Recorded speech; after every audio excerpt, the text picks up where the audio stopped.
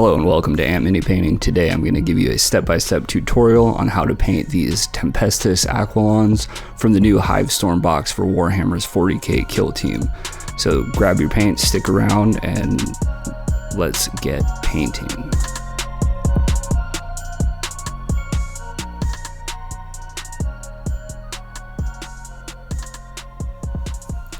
So the first thing we're going to do is we're going to use Army Painter's War Paints Angel Green, and we're going to cover all of the pants and the armor that we want teal. Now these are going to be teal later, but we're starting out with green because we want these shadows to be nice and saturated. Oftentimes people will just use a darker shade of the same color they want on top. That's a little boring. It leads to a desaturated color in the overall product and the overall miniature, and that is not what we want. We want to bump up the saturation to make these really pop. When I was looking at the art for these guys, it was like the pants and the armor and this turquoise color that really made them pop and got me excited about the model. So I want to make sure that that shows through in my miniatures. We don't have to be too careful here. A little overpaint is okay. We're going to paint over everything later on anyway, so no big deal. Next thing we're going to do is we're going to go with this stone gray, and we're going to cover all of the armor that's going to be black. We're using a lighter shade to base coat this armor because we're going to punch it up with black later. But if you just start with black, you have nowhere darker to go. You can only go lighter. So this gives us a way to get a lot more variety in the armor later on in later steps. Again, we don't have to be too careful here. Some overpainting is totally fine. We're going to cover up pretty much all of the mini with other layers later on anyway, so don't stress too much. Just have a good time and get that base coat down.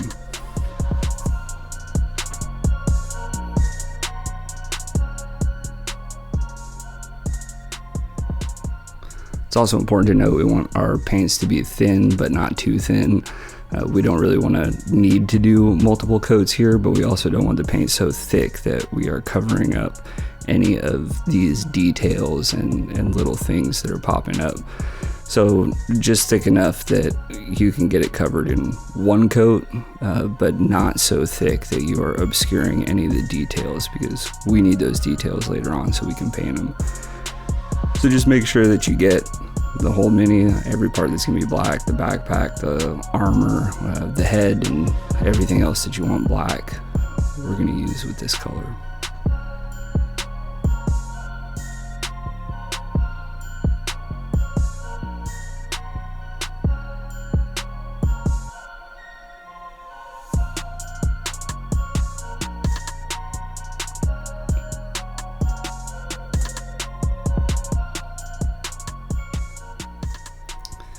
Alright, next up we are base coating all of the leather parts. Now for this I used a mixture of oak brown and crusted sore. I did this because I wanted to give it a little bit more warmth, a little bit more of a reddish tint on this leather, because I think that that's going to contrast really well with the turquoise in the pants and the turquoise, you know, in the jetpacks. Your mileage may vary. Maybe you don't want to add the red. Maybe you have a better color that already has a red tint to the brown. That's totally fine. You know, do whatever works for you. But I just thought it was worth it because, like I said, I really want these pants to end up popping, because that's what I liked about the model the most on the cover art.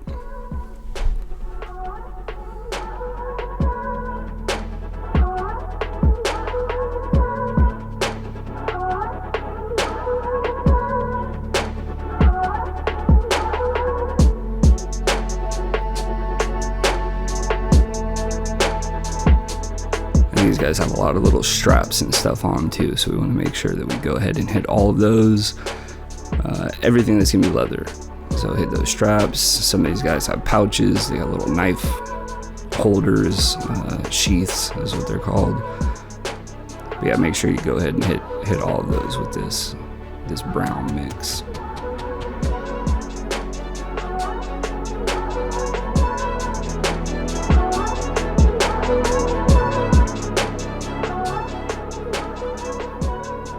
Next up, we're going to be base coating all the trim on the armor.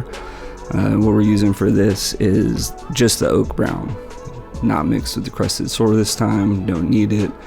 I found that brown gives a really good base coat for painting over with bronze, or in this case we're going to do bronze and then silver, again just to keep that saturation up. But I find that it's a lot better than just using black or something, because again, the saturation is important. You see too many people with dull painted minis, and one of the reasons for this is that they're not using saturated colors in their base coats and the lower layers of their paintings.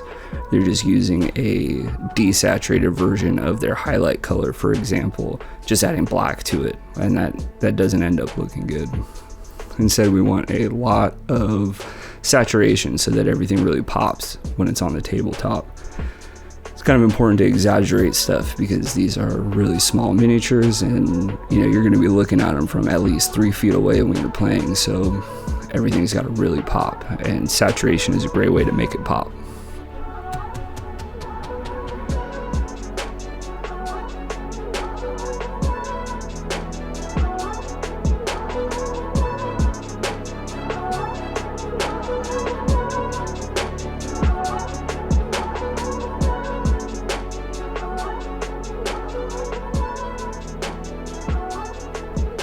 We're doing everything from the trim, that little, I don't know, compressor or whatever on his back, the little tank, and then also their faces. Their faces are going to get that same kind of silver, well, that same brown, bronze, and silver treatment.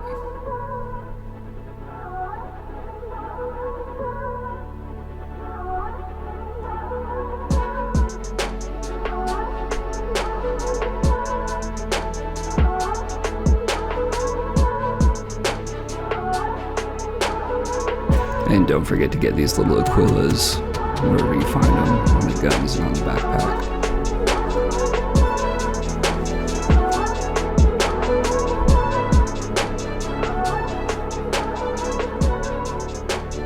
Next up, we're going back in with the black. And this time we're going to make sure that we don't get all the way to the trim. We want to leave a strip of that gray in between our black and the trim. We want to give somewhere for our wash to flow through so we can get a stronger transition between the trim and the armor. You could have done this the other way. You could have started with black and then painted in the gray close to the trim, but I found that that's a lot more difficult. You get a lot more of a overpaint, and it's, in my opinion, this is just a lot easier to do than starting with black. This gives you a lot more control. This also helps me for my process when I'm doing batch painting like this. It's a little simpler just to let the whole thing dry and then come back in with the black. You can get the whole base coat done of the whole model before you come back in and start adding your second layer. And I just think that that's a better way to paint. It gives me a sense of accomplishment once I'm done with the entire base coat, rather than just focusing on the armor while leaving the trim gray.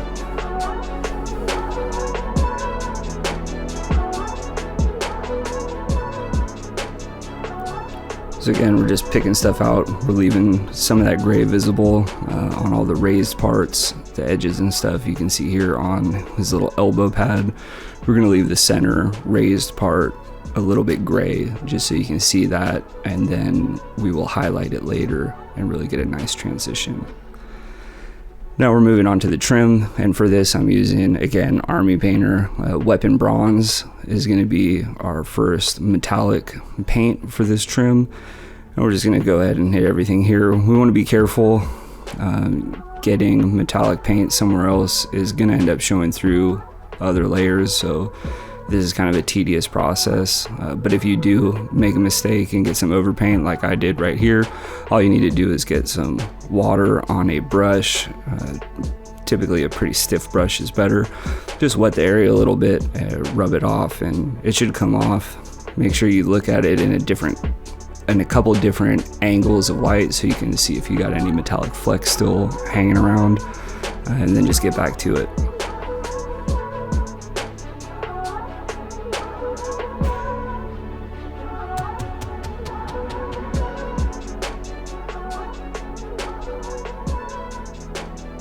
going to do the same on his helmet too. We're going to get all the little decorations on the helmet, as well as his face mask and his little visor and those lines that are going up. We want to make sure all those get a nice coat of this bronze.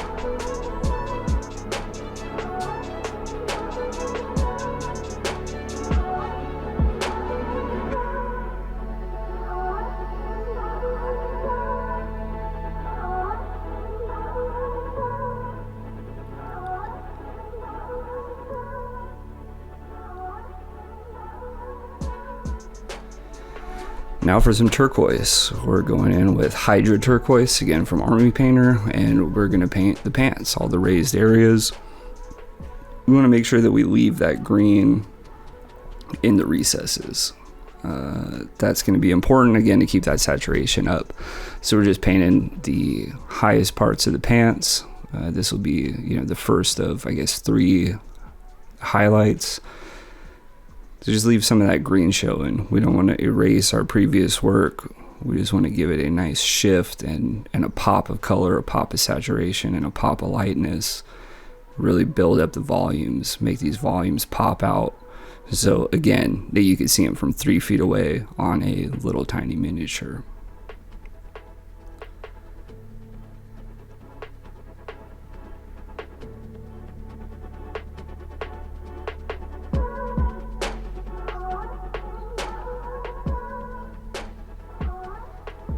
I mean, you want to be careful here, but you don't want to stress too much. At the end of the day, we are painting miniatures. This should not be a stressful evolution. This should just be something that's fun. So, be careful, take your time, but there's really nothing to stress over. It's just paint. You could paint over it. You can, erase it. If you don't like the whole thing, you could soak it in degreaser and strip your entire mini. So, not really a big deal at the end of the day. Just have fun with it and try experimenting new things.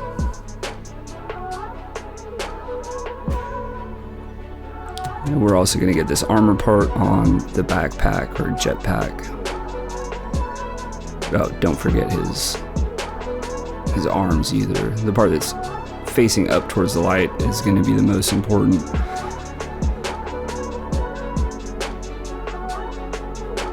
And now the jetpack. And again, we're leaving some of the green up there. And this was the same process that we used for painting the black over the gray. You can see it a little better here, but you can see you're just leaving a strip of that green in between the trim and the armor that you're painting right now.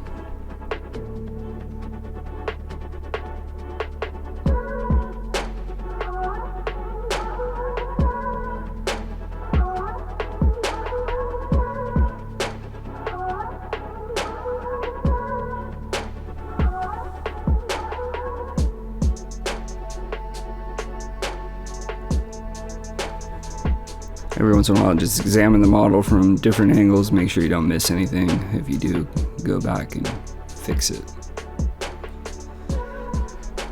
Now it's time for the wash. Talent in a bottle. What we're going to do is we're just going to cover the whole thing, cover the entire model with this wash. With this wash, we're using a dark tone, again from Army Painter. And I like this dark tone because it's got some brown in it, and again, that saturation. So brown is a color, even though it's, a kind of muted one. It is a color, so that does help with the saturation. It's better than just going with a black wash. A black wash is going to desaturate everything. This brown wash leaves some of that saturation. The other thing this wash is going to do is it's going to kind of blend all of these colors that we have already together for us. So you're going to notice a little bit of a dulling down of that turquoise into the green, and they're going to start flowing together a lot better.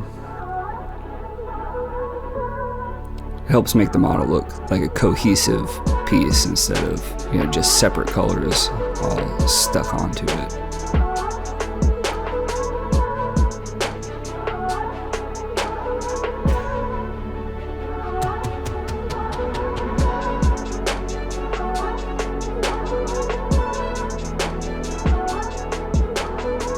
We're going to be pretty liberal with our application here, but we want to make sure that it's not pooling anywhere. If it does start to pool, just hit it with a brush that's unloaded.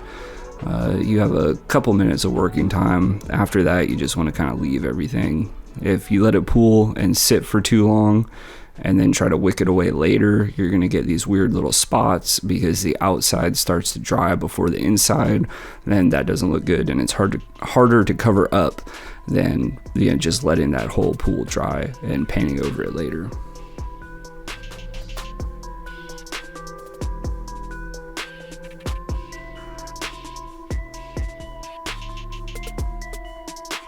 You see here I am wicking away some little spots that were pooling.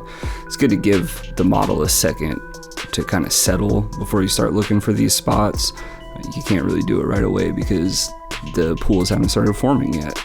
So you got to give it a couple seconds and then give it a good once or twice over. Make sure there's no pools anywhere.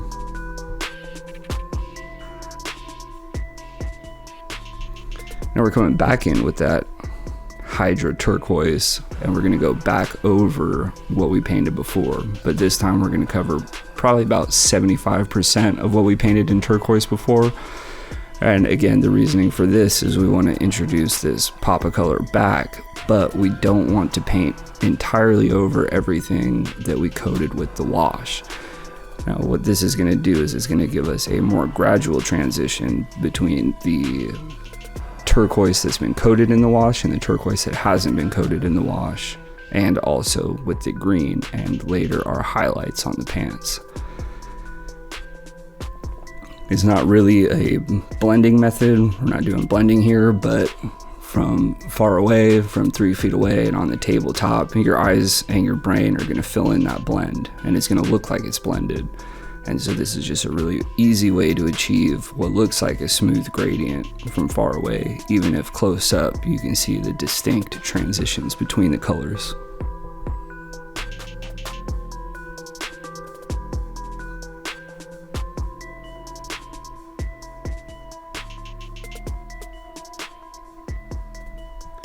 Similarly with the jetpack, we're doing the same thing again. Paint the bottommost part, about 75% of what was already covered in this turquoise, leaving 25% that was covered in the wash to still be showing.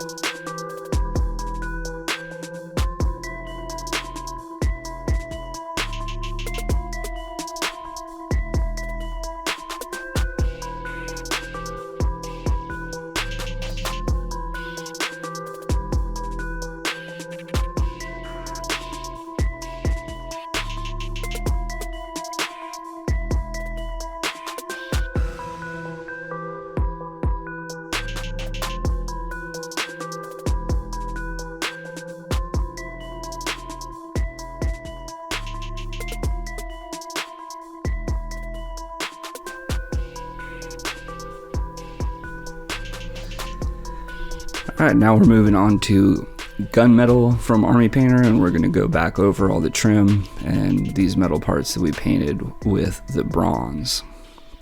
Now we're not going to be worried about getting a full coverage coat on all these parts. We again kind of want some of this bronze to be showing through. It's going to make the metal look a lot more interesting than if we just started straight silver. The way that the light is going to reflect and refract off of these different metallic paints layered on top of each other, it's just going to make it look a lot more interesting and a lot more appealing to a viewer than if we just did one straight color. Again, we want to be pretty careful here, but again, don't stress it too much. It's just a mini.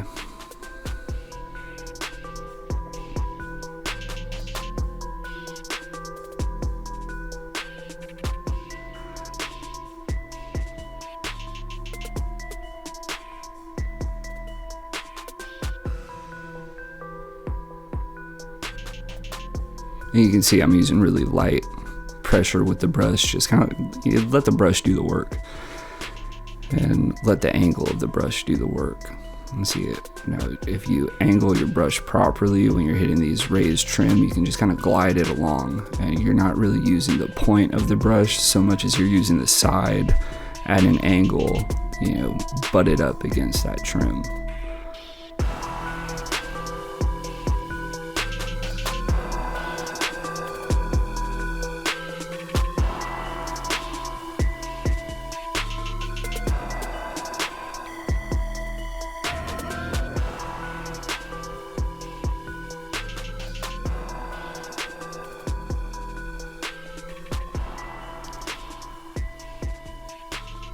We'll come into the face, and for this what I'm going to do is just mostly downstrokes. Just going to pull the paint down from the top. I want most of the highlighting to be up towards the eyes. I want the focus to be drawn towards the eyes later. So we're starting at the top and kind of drawing our brush down. Now we're going on to the highlights for the pants, and we're going to use this Void Shield Blue from Army Painter, and we're just going to tap and, you know, kind of paint along the most raised edges of the pants. We're going to leave a bunch of the turquoise from the previous step behind. We want to be able to see all that, but we just want to cover all of the highest edges. And then we want to edge highlight this part on the jetpack, and we're going to highlight that bottom edge and this center spot, center ridge. Let's give that a quick little highlight. Now we're going in to highlight the leather. We're using fur brown. This is a kind of warmer brown tone. It looks a little orangey, which is perfect for contrasting against the pants. We're going to do the same thing, just edge highlight all the little leather parts. These boots, we're going to get into the straps.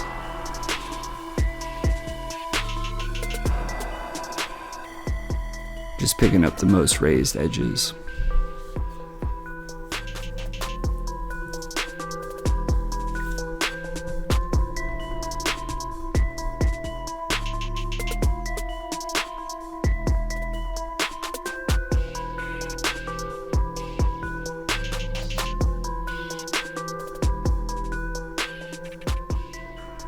And these straps were probably the most stressful part of the entire thing, because I didn't want to paint over the face again and trying to squeeze my little brush in there. And this isn't a quality brush by any means. This thing is on its last legs, and that just makes it even more difficult, but I ended up doing it. Now we're using uniform gray to highlight the black parts of the armor.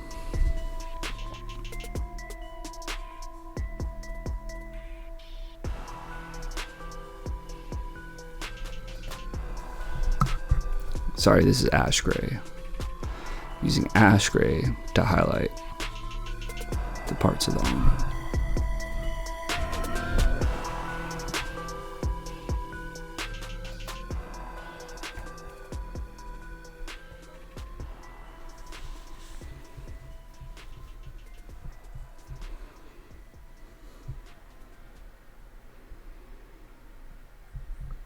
And again, you just want to let the brush do the work here. Let the brush and the model dictate how these highlights go on.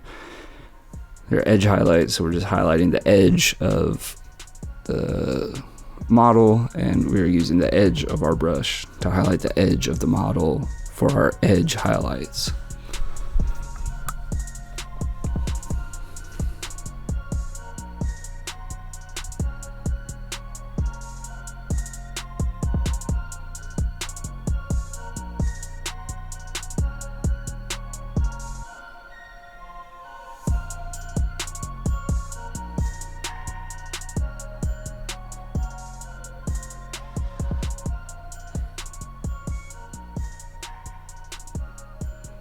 And get all these little bits. This is really going to help the model look cohesive.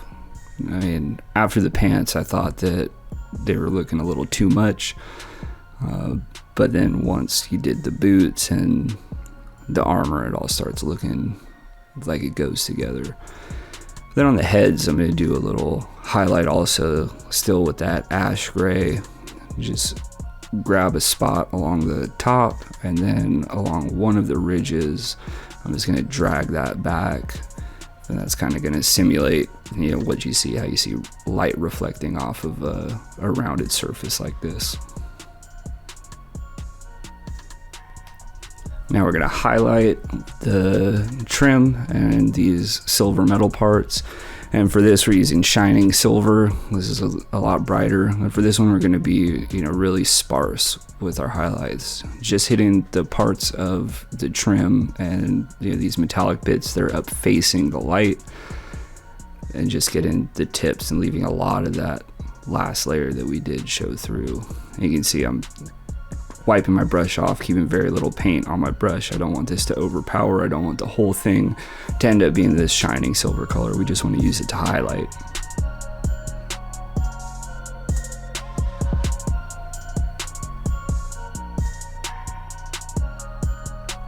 Now we're doing highlights with greedy gold, and we're hitting the parts that we're going to keep this bronze color. We're just going to tap those with a little bit of highlight as well.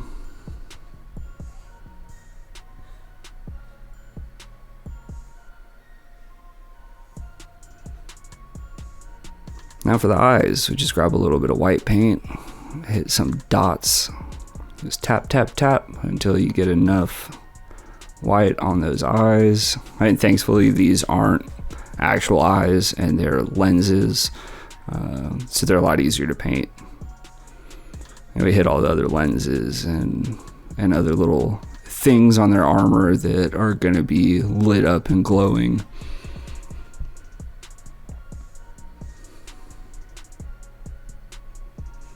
Now we're going to grab some red ink, and we're going to just drop that ink into the eyes and just let it pool. It's going to look like there's too much at first, but once it dries, so much of that water will evaporate, and it's just going to leave that transparent pigment behind. It's going to look really cool. And we're using a green ink for, you know, all the other lenses and stuff. Kind of same idea. Just drop it in, let it pool up, and then let it dry. Now we're doing the power sword, and for this we are using, again, that same blue, void shield blue, and we're just going to freehand some lightning bolts on here.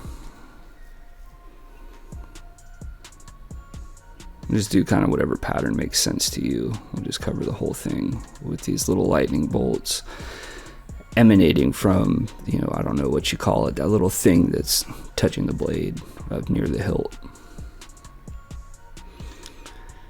Once that's done, we go back in with some white, and we try to fill just the inside of the blue. We want the two colors to be showing. We want that blue to be showing, and then in the middle of that blue we want the white. And then we cover the whole thing with that green ink. Again, it's really transparent. It's going to dry really cool. It's going to give it a cool effect. Next up we have the plasma gun. Now I try to use this jungle green from Army Painter. That's a terrible paint. Don't use that. Just skip straight to yellow. So instead I use just this bright yellow, and then I hit it with some white ink mixed with a little bit of green ink, and then I just start slowly adding green ink into this mixture just while the whole thing's wet. Doesn't really matter, and that's going to give the entire thing a nice glow. Pretty easy.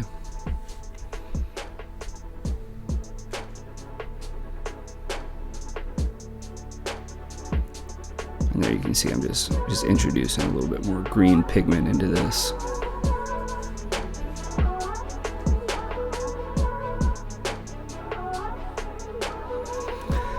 Next, we're going to dot the center of the eyes with this lava orange. And that's just going to really make the eyes pop. You want to use a very small dot here. And if you had a better brush than me, this might be easier, but the technique is all the same. You're just dotting and dabbing until you get enough paint transferred onto the eyes. Now for this little servo turret thing, we're just painting the skull with an off-white.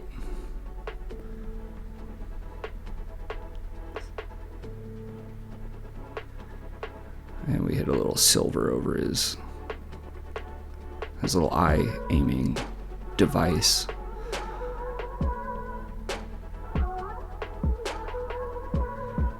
And then we're just gonna hit it with a wash.